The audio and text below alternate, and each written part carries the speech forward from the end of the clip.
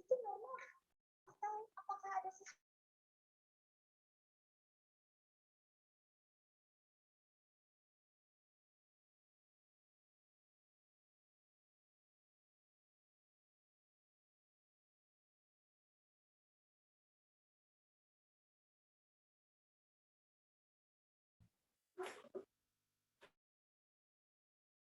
Ayah ibu saya aku ibu.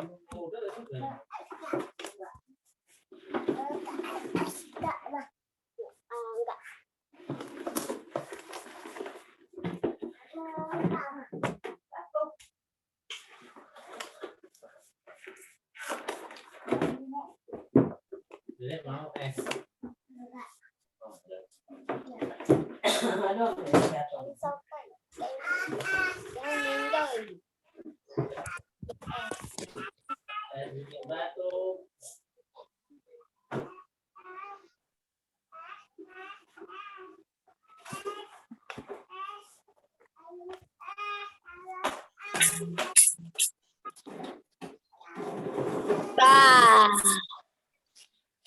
Ya, assalamualaikum warahmatullahi wabarakatuh. Waalaikumsalam warahmatullahi wabarakatuh. Selamat pagi anak-anak. Selamat pagi, Miss. Selamat pagi, Miss. Apa kabar semuanya? Baik. Baik semuanya, alhamdulillah. Puasa semua? Puasa. Puasa, pinter sekali. Oke, sambil nunggu teman-temannya sebentar ya. Tunggu beberapa menit.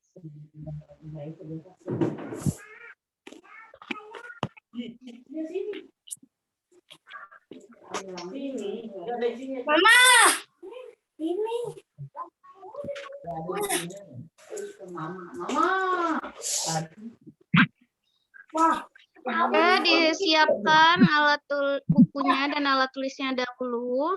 Ini senang persiapkan komputernya.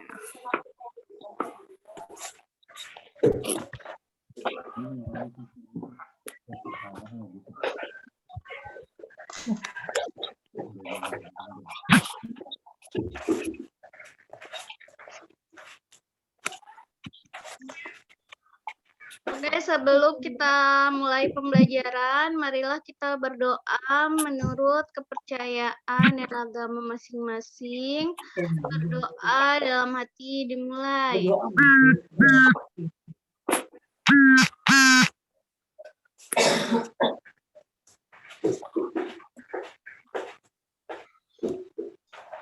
Berdoa selesai. Oke, lanjut mengucap salam. Assalamualaikum warahmatullahi wabarakatuh. Waalaikumsalam warahmatullahi wabarakatuh. Oke, sekarang langsung saja ya, Miss Share. Kita buka halaman yang kemarin buat mengerjakan halaman 118.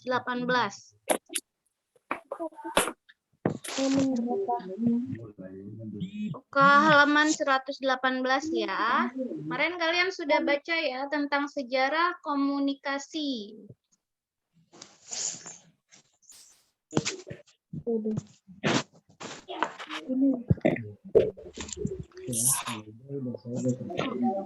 Sudah kerjain, Bu.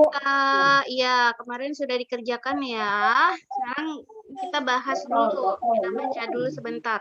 Komunikasi adalah cara penyampaian gagasan antar manusia. Pada awalnya komunikasi dilakukan dengan cara tatap muka dan pesan. Disampaikan secara lisan. Namun kebutuhan untuk menyampaikan informasi secara tidak langsung juga sangat diperlukan. Sehingga ilmu tentang komunikasi semakin berkembang. Nah, di sini kalian paham tidak? Apa itu gagasan? Gagasan apa ya? Gagasan itu adalah pendapat antar orang. Komunikasi kan cara kita berbicara menyampaikan pesan kepada orang lain. Nah, ini pada awalnya komunikasi dilakukan dengan tatap muka. Tatap muka itu berarti dilakukan secara langsung. Kalian harus ketemu orangnya dengan secara langsung. Kalau kalian tidak bisa ketemu orangnya, berarti tidak terjadi komunikasi. Nah, ini secara lisan itu secara langsung. Namun, kebutuhan untuk menyampaikan informasi secara tidak langsung juga sangat diperlukan. Zaman dulu, orang menyampaikan informasi secara tidak langsung pakai apa ya? Ada yang tahu tidak? Kalau pengen menyampaikan informasi dengan orang yang jauh, bagaimana caranya? Pakai, zaman dulu tuh pakai surat. Ya, pinter. Pakai surat. Kita harus ngirim surat. Nulis surat dulu. Kita lanjutkan ya. Ada bermacam-macam cara penyampaian pesan dari jauh. Suku Indian menggunakan asap sebagai tanda pesan. Indonesia dikenalnya adanya kentungan. Digunakan untuk menyampaikan tanda bahaya bagi warga. Selain kentungan, gong dapat menjadi pilihan penyampaian pesan.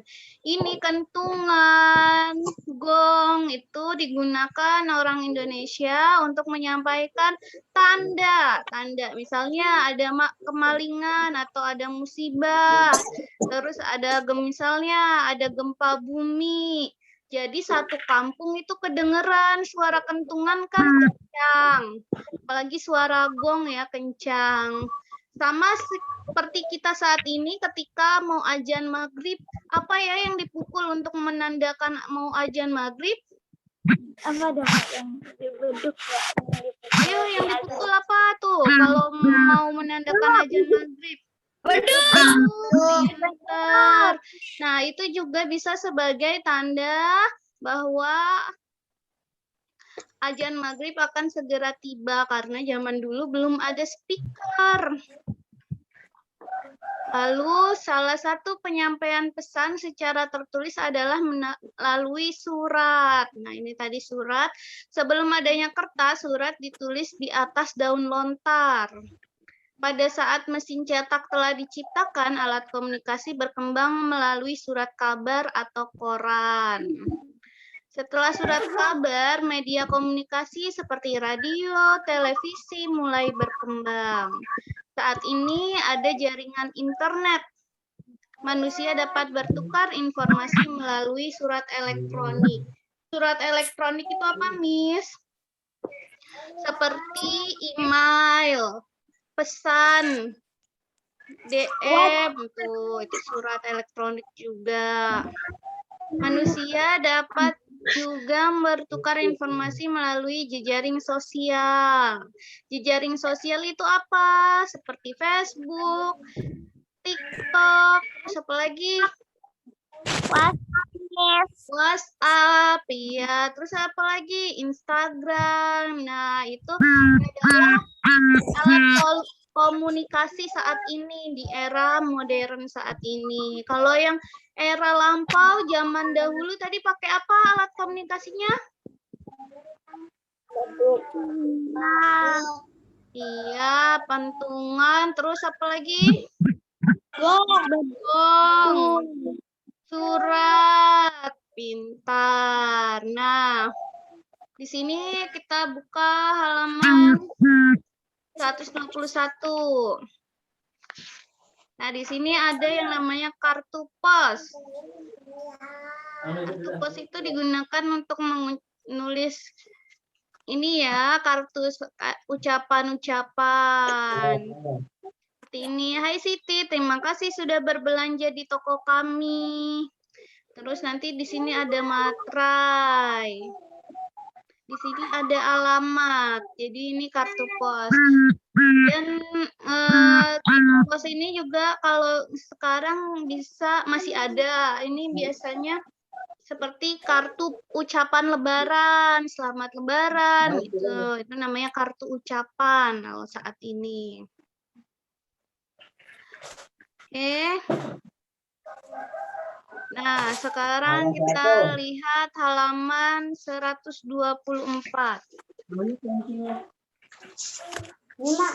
Sudah, Miss. Nah, tadi kartu pos itu bentuknya kan persegi panjang ya. Sekarang, ketika kalian melihat bangun datar, kalian akan mendapatkan pertanyaan seperti keliling. Kalian sudah pernah nih, Miss ajarkan tentang keliling, sebuah bangun datar kemarin tapi pakai satuan. Nah, keliling itu yang mana ya? Keliling itu nih yang tandanya warna hijau. Keliling itu pinggirannya, pinggiran suatu bangun. Ini disebut keliling. Nah, kalau misalnya sekarang kita tandai keliling bangun yang bawahnya ya, ditebelin. Misalnya kalian kalau punya pewarna yang berwarna boleh kalian tebalkan ya. Miss mau tandain ini kelilingnya yang mana ya? Yang pinggirannya ya, yang kalian warnai nih seperti ini. Tuh, ini disebut keliling. Keliling itu yang garis yang ada di pinggir. Nih, kalian boleh tebelin ya di buku kalian. Pakai apa, Miss? Pakai pensil saja. Kalau bukunya punya sendiri, pakai pensil warna boleh. Kalau yang dari sekolah pakai pensil saja ya. Nah, ini namanya keliling. Keliling itu yang ada di pinggir-pinggirnya sini ya, garis yang ada di pinggir.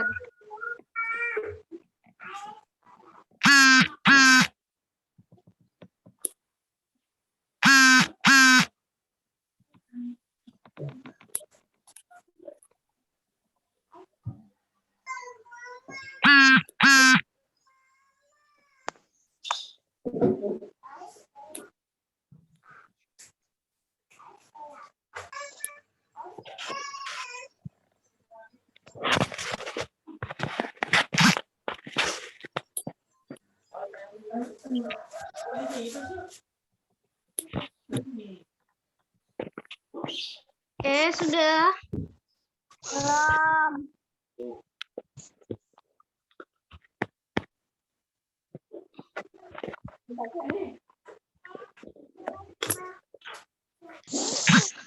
Oke, nanti bisa dilanjutkan lagi. Kita lanjutkan di halaman berikutnya, halaman 125.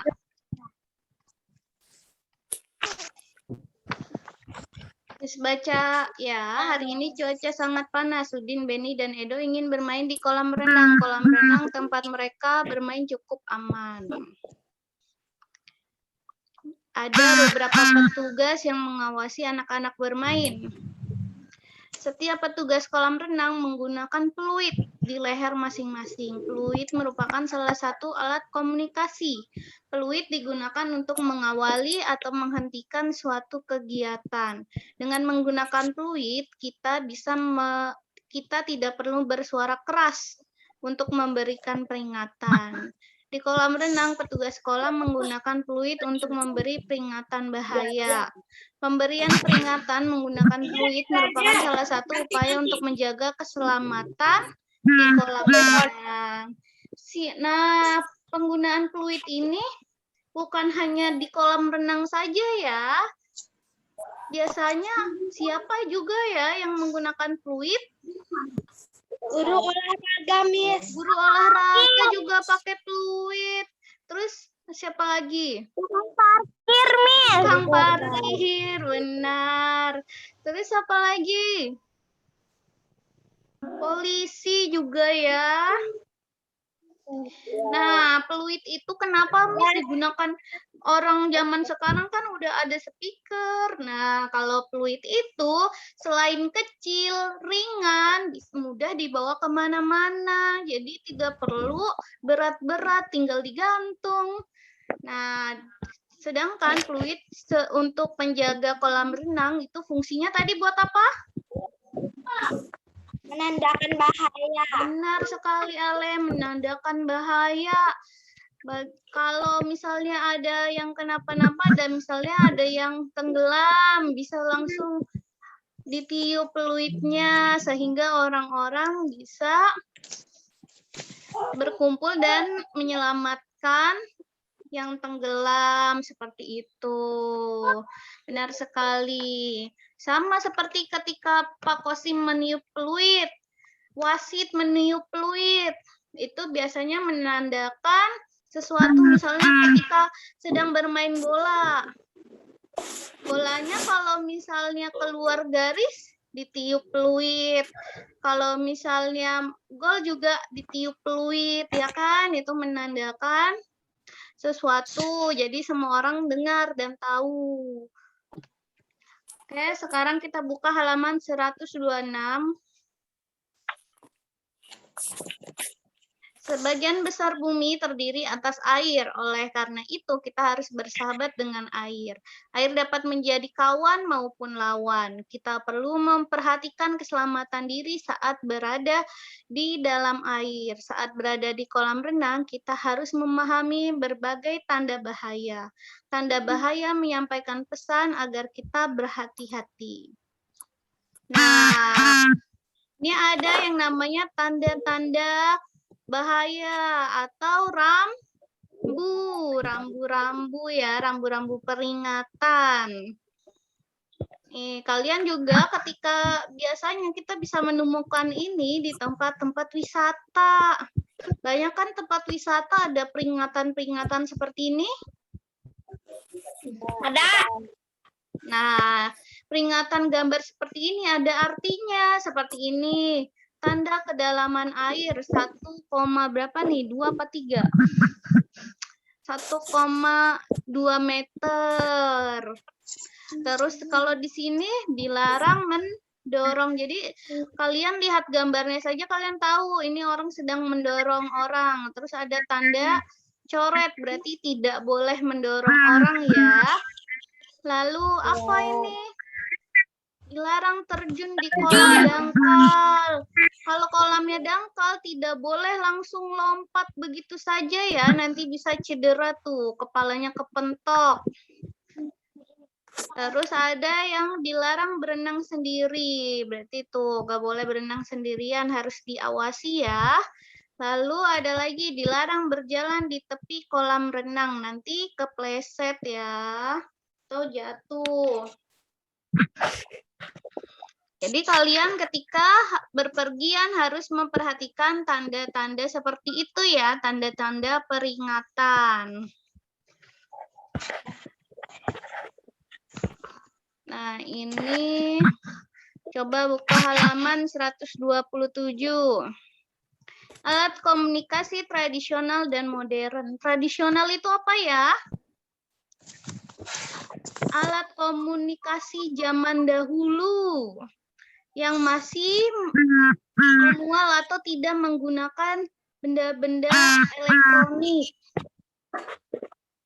Kentongan pakai ini nggak pakai baterai, tidak kentongan?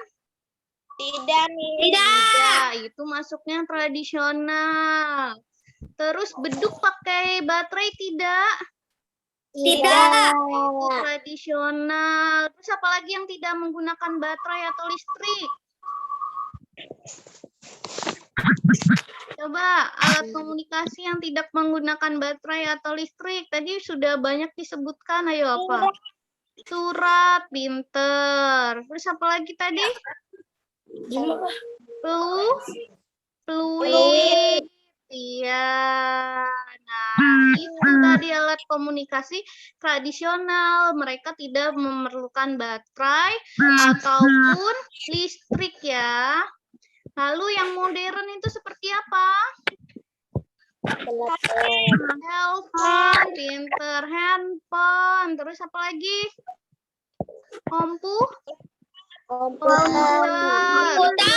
Ada radio. Televisi, pintar sekali. Nah, itu bedanya ya. Jadi kalian bisa membedakan yang mana tradisional, yang mana yang modern. Hebat.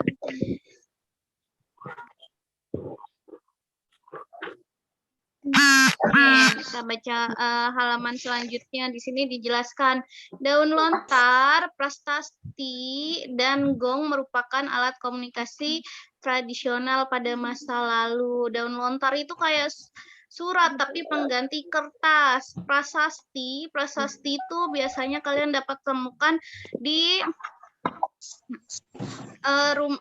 tempat-tempat bersejarah. Jadi ada tanggal dan tanda tangan pembuatan tempat itu. Terus ada gong, kalian tahu gong yang alat besar itu.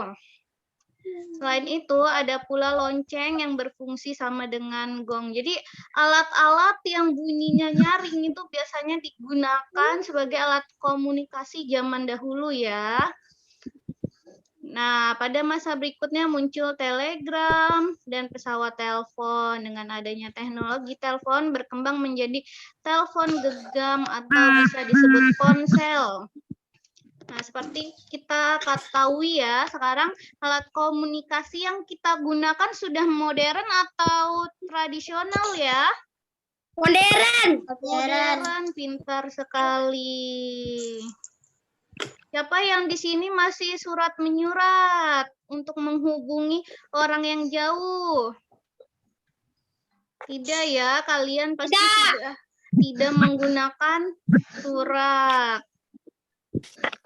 Tinggal video call ya kalau misalnya mau menghubungi mbah di kampung, nenek kakek di kampung tinggal video call.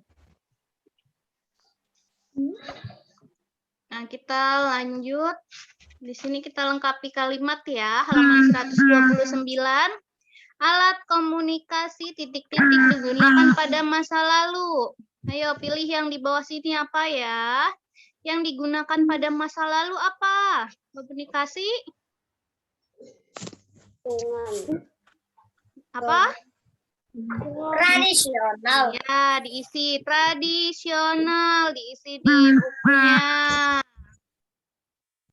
Alat komunikasi tradisional, ditulis nomor 1.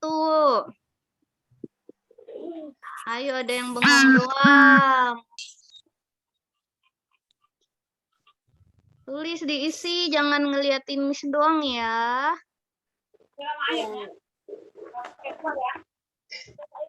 Nah, lalu nomor 2. Titik-titik termasuk ke dalam alat komunikasi tradisional. Ayo pilih yang mana yang masuk alat komunikasi tradisional. Ponsel. Loh, kok ponsel? Gantungan. Ponsel kan pakai baterai, pakai listrik. Tadi kan Miss bilang yang tidak menggunakan listrik. Iya, yang tradisional itu gong. Tadi gong. Tulis nomor 2 gong. Lonceng dan titik-titik memiliki fungsi yang sama. Kentungan. Ya, boleh kentungan.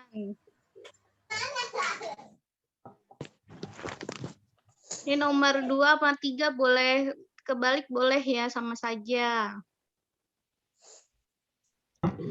Nomor 4, telepon kini berkembang menjadi sebutannya apa telepon? Iya, ponsel, pinter sekali.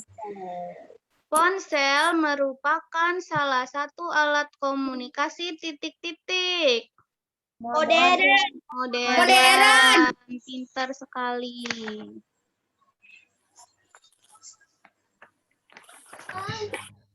Oke, kita lanjutkan. Udin membaca buku tentang komunikasi. Setelah selesai membaca, Udin menceritakan isi buku kepada Edo dan Beni. Setelah bercerita, mereka berdiskusi tentang isi buku.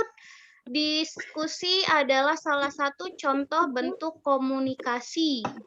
Beni memberikan pendapat dengan santun tentang alat komunikasi sederhana yang masih dapat dipakai hingga saat ini. Edo menanggapi dengan penuh semangat. Udin menjadi pendengar yang baik sambil sesekali memberikan tanggapan.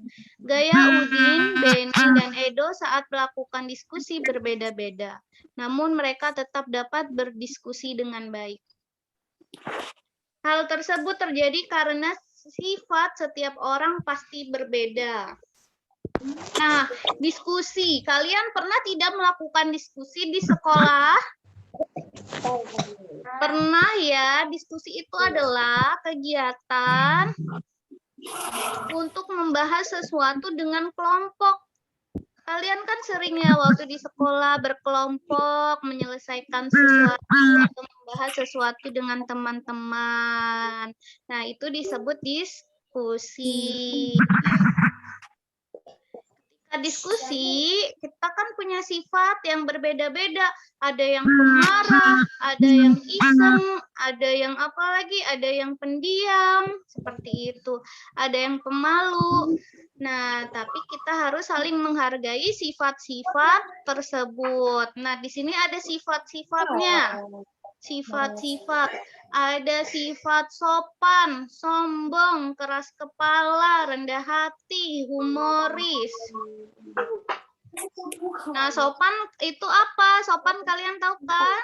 Anaknya berarti menghormati setiap orang, tidak berkata kasar. Terus kalau sombong, anak yang sombong seperti apa? Selalu merasa lebih baik dari yang lain, sering merendahkan orang lain, itu sombong. Terus kalau keras kepala itu gimana? Iya, tidak mau mendengar pendapat orang lain. Jadi susah dibilangin. Ya. Terus ada rendah hati, selalu menghargai orang lain. Jadi dia sifatnya rendah hati, tidak pernah sombong, terus selalu menghargai orang lain. Terus kalau humoris itu gimana? Senang membuat suasana riang dan penuh tawa. Jadi ini yang suka ngelawak di sekolah nih, di kelas, bikin teman-teman yang ketawa, itu namanya humoris. Nah, ini tugas kalian nanti halaman 131 nih yang ini. Di rumah, ini kan harusnya teman-teman ya. Kalau kalian punya teman-teman di rumah, kalian boleh di sini ada berapa teman? Ada 5. Boleh kalian tanyain. Boleh kalian boleh kalian identifikasi. Kalian tidak perlu bertanya ke teman kalian, tapi kalian pasti sudah tahu misalnya namanya itu Miss punya teman misalnya namanya Ani, namanya terus. Misalnya namanya Edo. Edo sifatnya tuh rendah hati. Kebiasaan Edo itu dia selalu menyapa orang di sekitarnya. Gitu. Terus kalau kalian misalnya, Miss saya nggak punya temennya nggak sampai 5, Miss. Boleh nggak keluarga sendiri? Boleh. Misalnya kakak, pakai kakak kamu, misalnya kakak kamu namanya Dewi. Sifatnya misalnya egois atau pemarah gitu. Boleh tulis saja kebiasaannya sering marah-marahin saya atau sering memerintah saya, seperti itu. Namanya kan kakak ya, kan suka nyuruh-nyuruh padahal tidak seperti itu. Nah, kalian boleh tulis. Jadi kalian identifikasi sifat-sifat teman-teman kalian. Kira-kira teman kalian tuh sombong, apa baik hati, apa pemalu, seperti itu, atau pemarah, atau keras kepala.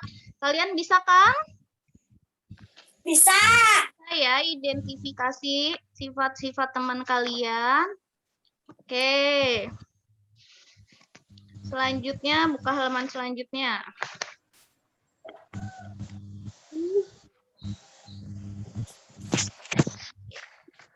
Nah, nanti kita akan membuat ini juga ya. Nanti misalkan tugaskan untuk membuat, ini namanya telepon kaleng. Telepon kaleng itu apa? Jadi ada 2 kaleng yang dihubungkan dengan benang. Jadi kalian dan teman kalian akan berjauh-jauhan dan saling berbicara melalui telepon kaleng ini. Emang bisa kedengaran, Miss? Bisa. Jadi nanti tali ini akan menghubungkan suara kalian dan teman kalian sehingga teman kalian bisa mendengar suara kalian. Seperti itu.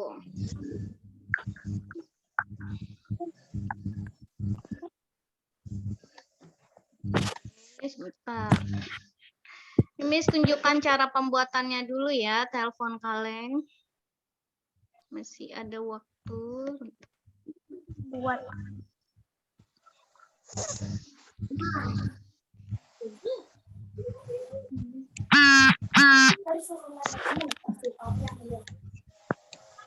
Iya kan?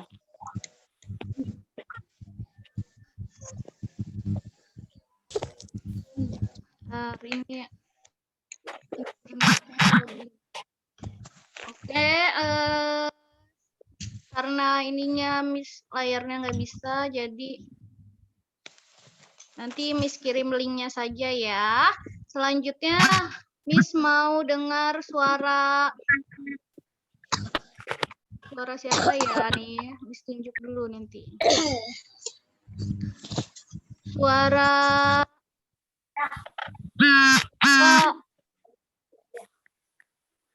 coba Liu ada nggak orangnya nih? Halaman 134. Baca sejarah penggunaan telepon. Telepon digunakan untuk menyampaikan pesan suara. Manusia sudah mengenal surat dan telegraf sebelum ditemukannya telepon. Namun, surat memerlukan waktu berhari-hari dalam menyampaikan pesan. Selain itu, komunikasi dilakukan secara tertulis. Telepon muncul pertama kali pada tahun 1800. Kayak mana? Berdasarkan hasil penelitian tentang gelombang bunyi, Alexander Graham Bell menciptakan telepon. Pada uji coba pertama kali, daya jangkau telepon sekitar 8 mil. Selanjutnya ada satelit telepon. Oleh karena itu, daya jangkau telepon semakin luas. Komunikasi dapat dilakukan antar negara. Sekarang jaringan telepon bergerak melalui satelit. Kita dapat berkomunikasi di mana saja dengan menggunakan telepon genggam atau ponsel. Oke, terima kasih Liu.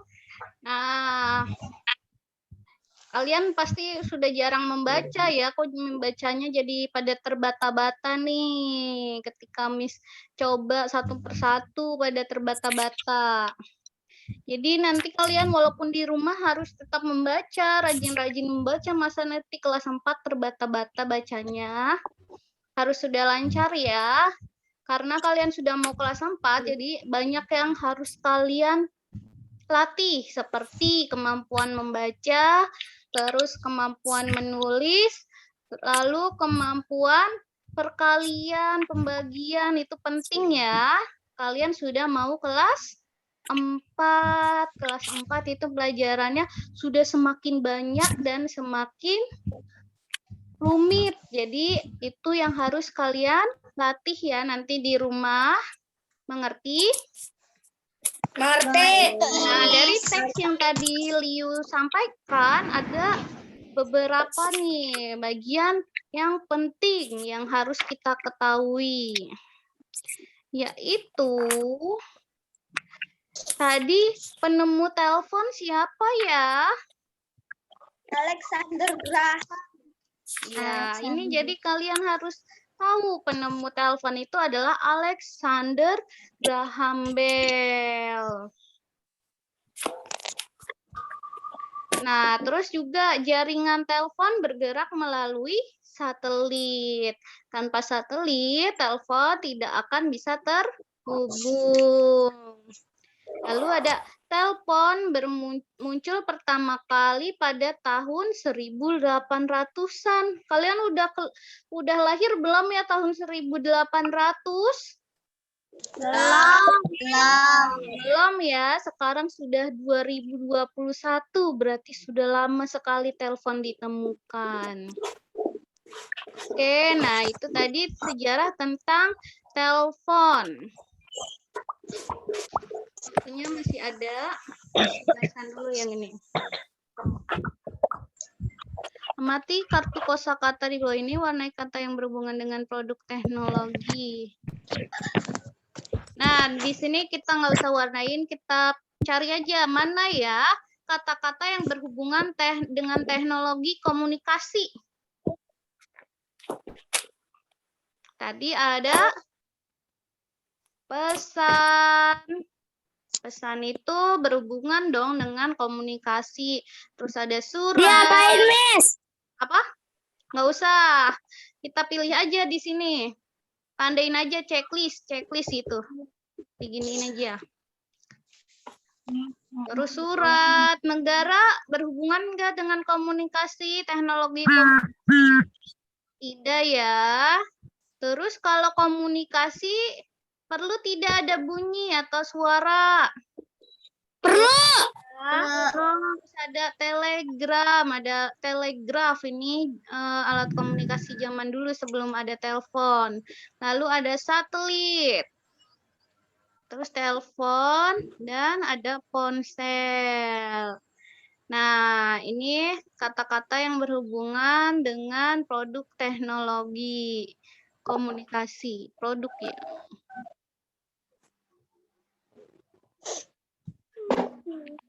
Oke, sudah selanjutnya. Miss mau nunjukin ini nih cara pembuatan telepon kaleng. Nanti kalian praktekkan ini. Alat dan bahannya ada apa aja nih? Halaman 136 alat dan bahan. Ada palu, ada tali. Ini boleh benang biasa ya, pakai benang biasa boleh. Ada kaleng atau pakai botol aqua, gelas juga boleh. Nah, ini kalian harus minta bantuan kepada orang dewasa yang ada di rumah, tidak boleh mengerjakan sendiri ya, karena menggunakan alat benda tajam seperti paku. Masukkan tali ke dalam lubang, lalu nanti diikat. Dan talinya kalau bisa agak jauh, sehingga kalian tidak bisa mendengar suara teman kalian. Nah, cara mendengarnya bagaimana, Miss? Dengan berbicara, mulut kalian didekatkan ke dalam kaleng. Jadi, lalu temannya mendengarkan melalui kaleng. Seperti itu. Nah, ini nanti ada waktunya Miss akan memberikan tugas ini ya. Jadi, Miss kasih tahu cara pembuatannya dulu. Oke, karena waktu kita sudah mau habis, lanjutannya nanti kita bahas hari berikutnya. Sampai sini ada yang mau ditanyakan? Tidak. Apa ada yang mau bertanya lagi? Tidak, sudah cukup jelas? Sudah. PR yang tadi dong, yang halaman berapa tuh kalau kalian memperhatikan Miss? PR-nya halaman berapa? 131. Halaman 131. Terima kasih yang sudah bergabung hari ini. Semoga materi yang disampaikan kalian mengerti. Jangan lupa kalau Miss beri tugas dikerjakan lalu dikirim ke ya. Oke. Sekian dan terima kasih. Assalamualaikum warahmatullahi wabarakatuh. Bye-bye. Waalaikumsalam warahmatullahi wabarakatuh. Bye. Bye.